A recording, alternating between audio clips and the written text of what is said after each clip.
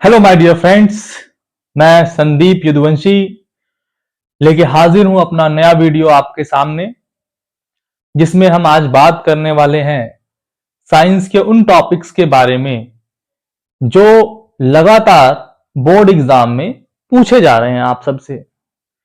हमने देखा CBSE board, ICSE board, Himachal board, Punjab board etcetera, जितने भी आपके पास बोर्ड हैं जो भी इंडिया में प्रचलित हैं, तो सभी बोर्ड में एक चीज देखी गई है कि जो क्वेश्चंस हैं बोर्ड लगातार रिपीट कर रहा है कुछ पर्टिकुलर टॉपिक से।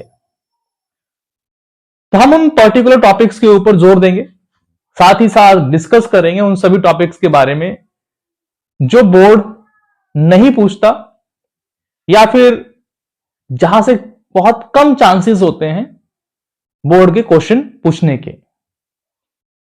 तो बोर्ड जिन टॉपिक्स को बहुत बार रिपीट कर रहा है लगातार पिछले 3-4 साल से, उन टॉपिक्स को तो हम बहुत अच्छे से पढ़ने वाले हैं, क्योंकि हमें पूरी उम्मीद है कि इस बार भी उन टॉपिक से बहुत से क्वेश्चन पूछे जाएंगे। मैंने अपने पिछले वीडियो में भी ये दिखाया था आपको कि जो मैनेजमेंट है बहुत ही प्रॉपर वे में होना चाहिए। हमने पिछले वीडियो में अपने डिस्कस किया था कि टाइम को कैसे मैनेज किया जाए, और आज हम डिस्कस करेंगे कि कैसे सिलेबस को मैनेज किया जाए। शुरुआत करेंगे हम साइंस से। साइंस के वीडियोस, साइंस की टॉपिक्स के बारे में डिस्कस करेंगे आज हम, और देखेंगे कि कौन कौन से टॉपिक हैं जो लगातार बोर्ड अपने एग्जाम में पूछते चले जा रहा है। तो आइए देखते हैं कैसे कैसे किन टॉपिक्स के बारे में बोर्ड लगातार पूछ रहा है। तो आइए let's discuss about few topics जो लगातार बोर्ड के द्वारा पूछे जा रहे हैं आजकल एग्जाम में। तो आइए हम उन टॉपिक्स के बारे में अब डिस्कस कर लेते हैं।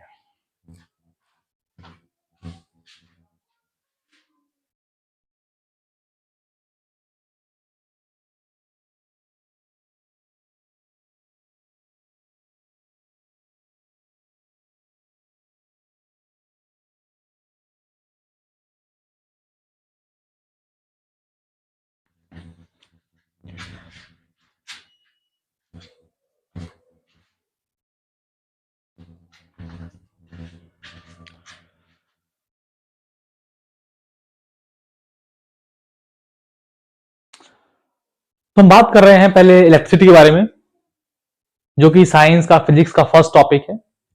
तो इलेक्ट्रिसिटी में हमें कौन कौन से टॉपिक पढ़ने हैं या साइंस की कौन कौन से टॉपिक हम अब देखने वाले हैं।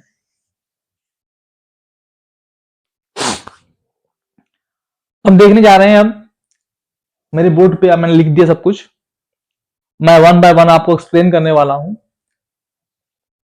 अब हम देखने जा रहे हैं कि साइंस के कौन कौन से टॉपिक हमें बहुत ही गौर से, बहुत ही फोकस करके पढ़ने हैं, जहां से बोर्ड लगातार क्वेश्चन पूछ रहा है आपसे। तो आइए देखते हैं। पहला टॉपिक हमारे पास है इलेक्ट्रिसिटी। इलेक्ट्रिसिटी में हमारे पास इलेक्ट्रिक करंट एंड सर्किट पहला टॉपिक आता है, जहां पे हम वी और आई का रिलेशन बताते हैं। इलेक्ट्रिक करंट के बाद electric potential and potential difference. फिर उसके बाद हम बात करेंगे circuit diagram and it's symbol. फिर हम बात करेंगे वीआई ग्राफ के बारे में। उसके बाद आएगा रेजिस्टेंस, जो कि बहुत ही इंपॉर्टेंट टॉपिक है हमारे इलेक्ट्रिसिटी चैप्टर का। इस पूरे के पूरे चैप्टर में सबसे इंपॉर्टेंट पार्ट यही है आपका, जहां से बोर्ड लगातार आपसे क्वेश्चन पूछ रहा है। यहां से आपके पास पैरेलल सीरीज भी हो सकती है या फिर सीरीज भी हो सकती है सिंपल। फिर उसके बाद हम बात करेंगे हीटिंग इफेक्ट के बारे में ऑफ इलेक्ट्रिक करंट। ये आपका इलेक्ट्रिसिटी का पार्ट है जो हमें बहुत ही गौर से कवर करना है। उसके बाद बात आती है हमारे लाइट की। लाइट में पहले हम बात करेंगे इमेज फॉर्मेशन के बारे में।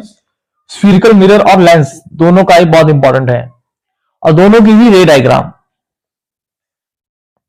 इन तीनों में से एक टॉपिक हर बार पूछा जाता है, चाहे रे डायग्राम के बारे में पूछा गया हो, वो चाहे रे डायग्राम फिर लेंस का है या फिर मिरर का। अक्सर लेंस का पूछ लेता है, मिरर का बहुत कम चांसेस होते हैं आने के। उसके बाद आपके बात करेंगे हम रिफ्लेक्टिव इंडेक्स के बारे में।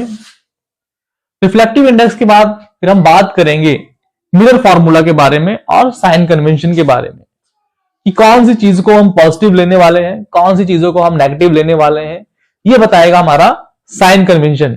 साइन कन्वेंशन को बहुत ध्यान से पढ़ना है। यहां से अक्सर हमारे पास एमसीक्यूज पूछे जाते हैं फिजिक्स के। फिर उसके हम बात करेंगे use of mirror and lens. Mirror का क्या यूज है और लेंस का क्या यूज है हमारे लाइफ में। ये हमारे दो चैप्टर जो है फिजिक्स के बहुत इंपॉर्टेंट हैं, जो हमें बहुत ही सावधानी पूर्वक कवर करने हैं। मैक्सिमम से मैक्सिमम जो पेपर बनता है फिजिक्स का, ये इन दो चैप्टर से कवर होता है। इसके बाद बात आती है केमिस्ट्री की। केमिस्ट्री के हमें चैप्टर नहीं कवर करने हैं, केमिस्ट्री में हमें टॉपिक कवर करने हैं जो बहुत इंपॉर्टेंट है। पहला टॉपिक हमें कवर करना है केमिकल इक्वेशन का। केमिकल इक्वेशन मतलब कि जो भी हमने कंपाउंड्स लिए हैं उन्हें कैसे केमिकल फॉर्म में हम लिख सकते हैं। और उसके बाद इसी में आपको बैलेंस इक्वेशन भी देखना है कि बैलेंस इक्वेशन कैसे की जा सकती है। टाइप ऑफ केमिकल रिएक्शन, कितने प्रकार की केमिकल रिएक्शन होती है आपके पास। कोई भी केमिकल रिएक्शन हमें छोड़नी नहीं है, हर एक केमिकल रिएक्शन आपकी बहुत इंपॉर्टेंट है। कोई भी केमिकल रिएक्शन आपसे बोर्ड में पूछी जा सकती है, तो ये तो दिमाग से निकाल दीजिए कि हमें यहां पे भी कुछ सिलेक्टिव मिल जाएगा। कुछ भी सिलेक्टिव नहीं मिलने वाला आपको यहां पर। हर टाइप का केमिकल रिएक्शन हमें कवर करना है। उसके बाद बात करेंगे हम लोग chemical properties of acid, base, metal और नॉन मेटल की। एसिड और बेस की जो प्रॉपर्टीज हैं और मेटल और नॉन मेटल की जो प्रॉपर्टीज हैं, इन्हें बहुत ध्यान से याद रखिएगा। क्योंकि जो रिएक्शंस होती है, डायरेक्टली तो आपसे प्रॉपर्टी नहीं पूछेगा, लेकिन जो रिएक्शंस होती हैं उन रिएक्शन को समझने के लिए, उन रिएक्शन को रिएक्टिविटी सीरीज के दौरान रिएक्ट करवाने के लिए इन प्रॉपर्टीज का आपको याद होना बहुत जरूरी है। अगर आप प्रॉपर्टीज को याद रखेंगे तभी आप केमिकल रिएक्शन कर पाएंगे, अदरवाइज आप केमिकल रिएक्शन नहीं कर पाओगे। उसके बाद हम बात करेंगे रिएक्टिविटी सीरीज की। रिएक्टिविटी सीरीज में आपको यह बताया जाएगा कि किस तरह से चीजों को रिएक्ट करवाना है, up and down, down to up. फिर आएगा ऑकरेंस ऑफ मेटल। जो आजकल मेटल्स, आयरन हो गया, गोल्ड हो गया, सिल्वर हो गया, प्लैटिनम हो गया, मैग्नीज हो गया, मैग्नीशियम हो गया, ये सारी चीजें आपको मिलती कैसे हैं, कैसे ये इन्वायरमेंट में एग्जिस्ट करते हैं, कैसे ये आपको मिलते हैं, तो ये सारी चीजें आपको यहां इस टॉपिक में कवर करने को मिलेंगी। तो उसके हम बात करें bonding in carbon. Bonding in carbon के अंदर भी हम बात करें कोवलेंट बॉन्ड की। कोवलेंट बॉन्ड में भी single bond, double bond, triple bond के बारे में बात करेंगे। उसके बाद बात आती है सैचुरेटेड और अनसैचुरेटेड कार्बन कंपाउंड की। इसमें भी बात होती है सैचुरेटेड और अनसैचुरेटेड फार्मूला और उसके स्ट्रक्चर की। स्ट्रक्चर से परमानेंट हर साल कोई ना कोई क्वेश्चन पूछा जाता है, तो स्ट्रक्चर और इसका फॉर्मूला आपको अच्छे से याद कर लेना है। हम इसके बारे में डिस्कस भी करेंगे आने वाली वीडियोस में।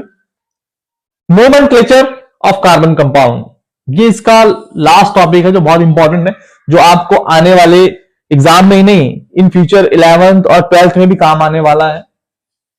उसके बाद बायो के आपके पास दो चैप्टर हैं, लाइफ प्रोसेस और रिप्रोडक्शन।